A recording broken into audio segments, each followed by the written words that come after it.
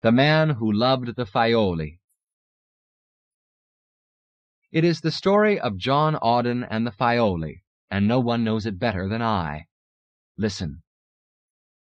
It happened on that evening as he strolled, for there was no reason not to stroll, in his favorite places in the whole world, that he saw the Faioli near the Canyon of the Dead, seated on a rock, her wings of light flickering, flickering, flickering, and then gone, until it appeared that a human girl was sitting there, dressed all in white and weeping, with long black tresses coiled about her waist.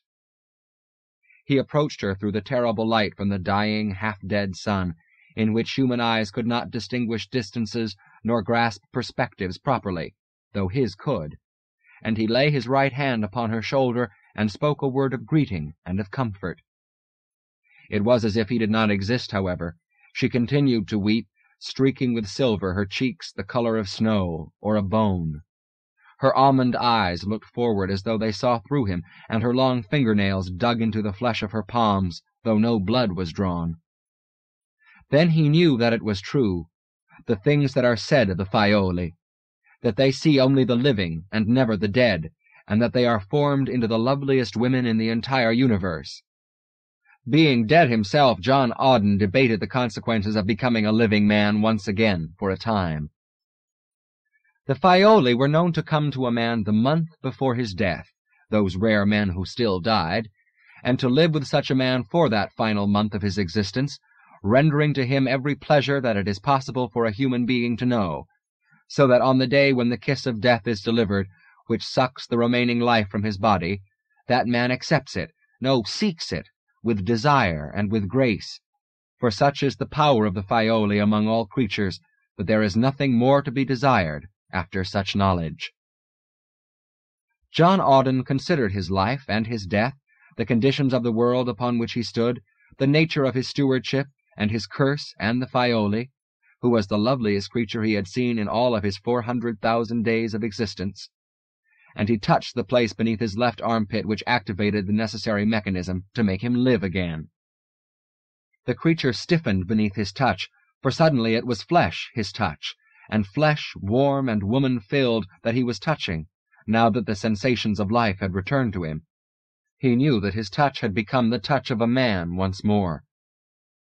"I said, 'Hello,' and don't cry," he said, and her voice was like the breezes he had forgotten through all the trees that he had forgotten, with their moisture and their odors and their colors all brought back to him thus. "From where do you come, man? You were not here a moment ago." "From the Canyon of the Dead," he said. "Let me touch your face." And he did, and she did. "It is strange that I did not feel you approach." "This is a strange world," he replied. "That is true," she said. "You are the only living thing upon it." And he said, "What is your name?"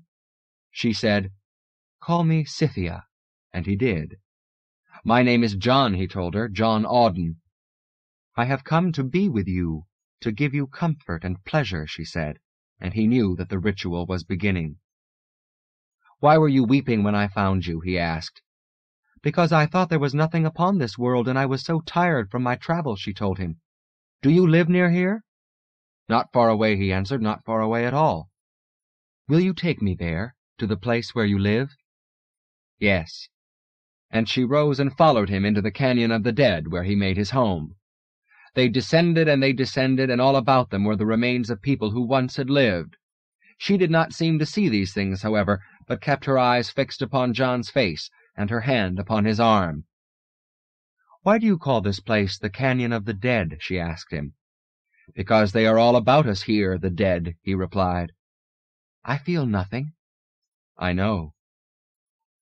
They crossed through the Valley of the Bones, where millions of the dead from many races and worlds lay stacked all about them, and she did not see these things. She had come to the graveyard of all the worlds, but she did not realize this thing. She had encountered its tender, its keeper, and she did not know what he was, he who staggered beside her like a man drunken. John Auden took her to his home, not really the place where he lived, but it would be now, and there he activated ancient circuits within the building within the mountain, and in response light leaped forth from the walls, light he had never needed before, but now required. The door slid shut behind them, and the temperature built up to a normal warmth. Fresh air circulated, and he took it into his lungs and expelled it, glorying in the forgotten sensation. His heart beat within his breast, a red, warm thing that reminded him of the pain and of the pleasure. For the first time in ages he prepared a meal and fetched a bottle of wine from one of the deep-sealed lockers. How many others could have borne what he had borne? None, perhaps. She dined with him, toying with the food, sampling a bit of everything, eating very little. He, on the other hand, glutted himself fantastically, and they drank of the wine and were happy. "This place is so strange," she said. "Where do you sleep?" "I used to sleep in there," he told her, indicating a room he had almost forgotten. And they entered, and he showed it to her, and she beckoned him toward the bed and the pleasures of her body. That night he loved her many times, with a desperation that burnt away the alcohol and pushed all of his life forward with something like a hunger, but more. The following day, when the dying sun had splashed the Valley of the Bones with its pale moon-like light, he awakened, and she drew his head to her breast, not having slept herself, and she asked him, "What is the thing that moves you, John Auden? You are not like one of the men who live and who die, but you take life almost like one of the Faioli, squeezing from it everything that you can, and pacing it at a tempo that bespeaks a sense of time no man should know. What are you?" "I am one who knows," he said. "I am one who knows that the days of a man are numbered, and one who covets their dispositions as he feels them draw to a close." "You are strange," said Scythia. "Have I pleased you?" "More than anything else I have ever known," he said. And she sighed, and he found her lips once again. They breakfasted, and that day they walked in the Valley of the Bones. He could not distinguish distances nor grasp perspectives properly, and she could not see anything that had been living and now was dead. So, of course, as they sat there on a shelf of stone, his arm about her shoulders, he pointed out to her the rocket which had just come down from out of the sky, and she squinted after his gesture. He indicated the robots which had begun unloading the remains of the dead of many worlds from the hold of the ship, and she cocked her head to one side and stared ahead, but she did not really see what he was talking about.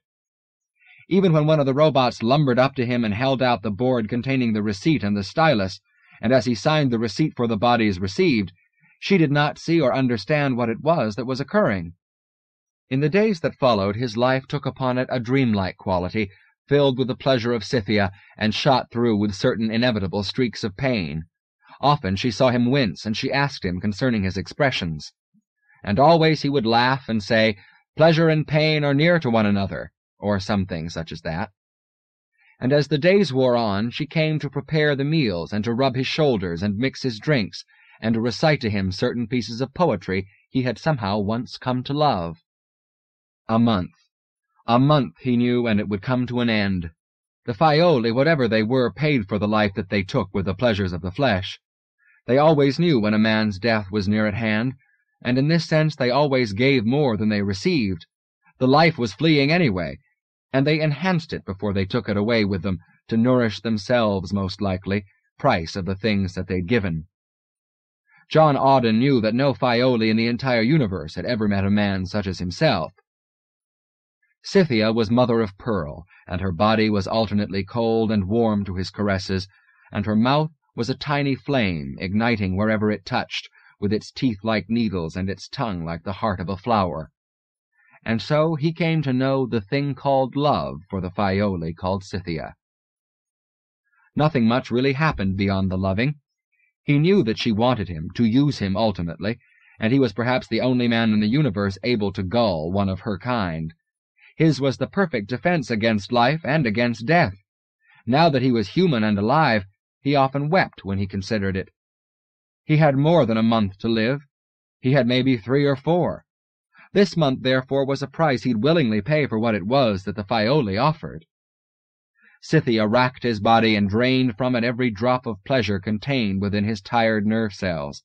She turned him into a flame, an iceberg, a little boy, an old man. When they were together, his feelings were such that he considered the consolamentum as a thing he might really accept at the end of the month, which was drawing near. Why not? He knew she had filled his mind with her presence on purpose. But what more did existence hold for him?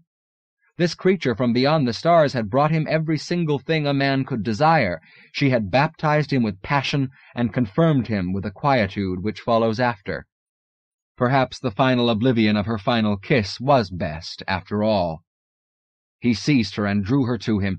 She did not understand him, but she responded. He loved her for it, and this was almost his end. There is a thing called disease that battens upon all living things, and he had known it beyond the scope of all living men. She could not understand woman-thing who had known only life. So he never tried to tell her, though with each day the taste of her kisses grew stronger and saltier, and each seemed to him a strengthening shadow, darker and darker, stronger and heavier, of that one thing which he now knew he desired most. And the day would come, and come it did. He held her and caressed her, and the calendars of all his days fell about them. He knew, as he abandoned himself to her ploys and the glories of her mouth, her breasts, that he had been ensnared, as had all men who had known them, by the power of the Faioli. Their strength was their weakness. They were the ultimate in woman. By their frailty they begat the desire to please.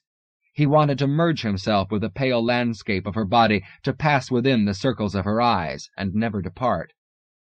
He had lost, he knew, for as the days had vanished about him, he had weakened. He was barely able to scrawl his name upon the receipt proffered him by the robot who had lumbered toward him, crushing rib cages and cracking skulls with each terrific step. Briefly, he envied the thing, sexless, passionless, totally devoted to duty. Before he dismissed it, he asked it, "What would you do if you had desire, and you met with a thing that gave you all things you wished for in the world?" "I would try to keep it," it said, red lights blinking about its dome before it turned and lumbered off across the great graveyard. "Yes," said John Auden aloud, "but this thing cannot be done." Scythia did not understand him, and on that 31st day they returned to that place where he had lived for a month, and he felt the fear of death, strong, so strong, come upon him. She was more exquisite than ever before, but he feared this final encounter. "I love you," he said finally, for it was a thing he had never said before, and she stroked his brow and kissed it. "I know," she told him, "and your time is almost at hand to love me completely. Before the final act of love, my John Auden, tell me a thing. What is it that sets you apart? Why is it that you know so much more of things that are not life than mortal man should know? How was it that you approached me on that first night without my knowing it?" "It is because I am already dead," he told her. "Can't you see it when you look into my eyes? Do you not feel it as a certain special chill whenever I touch you? I came here rather than sleep the cold sleep, which would have me to be in a thing like death anyhow, an oblivion wherein I would not even know I was waiting for the cure which might never happen, the cure for one of the very last fatal diseases remaining in the universe, the disease which now leaves me only small time of life." "I do not understand," she said. "Kiss me and forget it," he told her. "It is better this way. There will doubtless never be a cure, for some things remain always dark, and I have surely been forgotten. You must have sensed the death upon me when I restored my humanity, for such is the nature of your kind. I did it to enjoy you, knowing you to be of the Faioli. So have your pleasure of me now, and know that I share it. I welcome thee. I have courted thee all the days of my life, unknowing." But she was curious, and asked him, using the familiar for the first time, "How then dost thou achieve this balance between life and that which is not life, this thing which keeps thee conscious yet unalive?" "There are controls set within this body I happen unfortunately to occupy. To touch this place beneath my armpit will cause my lungs to cease their breathing and my heart to stop its beating. It will set into effect an installed electrochemical system, like those my robots, invisible to you I know, possess. This is my life within death. I asked for it because I feared oblivion. I volunteered to be gravekeeper to the universe, because in this place there are none to look upon me and be repelled by my death-like appearance. This is why I am what I am. Kiss me and end it." But having taken the form of woman, or perhaps being woman all along, the Faioli who was called Scythia was curious, and she said, "This place?" and she touched the spot beneath his left armpit. With this he vanished from her sight, and with this also he knew once again the icy logic that stood apart from emotion. Because of this he did not touch upon the critical spot once again. Instead he watched her as she sought for him about the place where he once had lived. She checked into every closet and adytum, and when she could not discover a living man, she sobbed once horribly, as she had on that night when first he had seen her. Then the wings flickered, weakly flickered back into existence upon her back, and her face dissolved and her body slowly melted. The tower of sparks that stood before him then vanished, and later on that crazy night, during which he could distinguish distances and grasp perspectives once again, he began looking for her. And that is the story of John Auden, the only man who ever loved Faioli and lived, if you could call it that, to tell of it. No one knows it better than I. No cure has ever been found, and I know that he walks the canyon of the dead, and considers the bones, sometimes stops by the rock where he met her, blinks after the moist things that are not there, wonders at the judgment that he gave. It is that way, and the moral may be that life, and perhaps love also, is stronger than that which it contains, but never that which contains it. But only a Faioli could tell you for sure, and they never come here any more.